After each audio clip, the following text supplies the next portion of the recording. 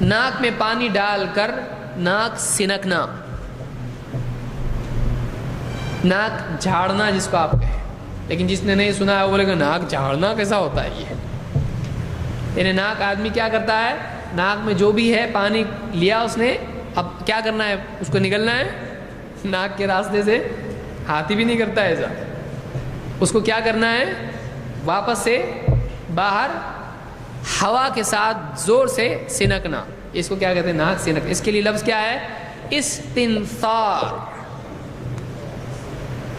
استنثار، استنثار، ناک جھاڑنا، ناک سنکنا۔ اللہ کے رسول صلی اللہ علیہ وسلم فرماتے ہیں اذا توضأ احدکم فلیجعل فی انفہ ماء ثم لینثر، تم میں سے جب کوئی وضو کرے تو اپنی ناک میں پانی لے اور پھر ثم لینثر، پھر ناک جھاڑ دے، ناک سن کے۔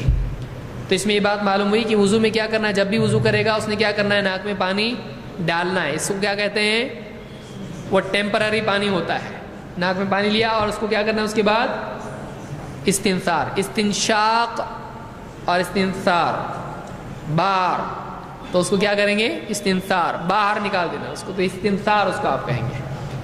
تو مضمضہ، استنشاق اور استنثار، یہ تینوں چیزیں کیا ہیں، حکماً واجب ہیں۔ سمجھ میں آئی بات؟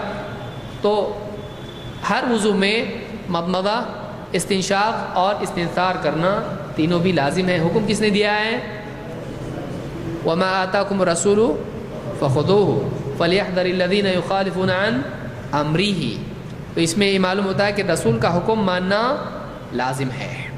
تو ان حدیثوں سے بات معلوم ہوئی کہ مضمضہ، استنشاق اور استنثار تینوں کے تینوں کیا ہیں، واجب ہیں۔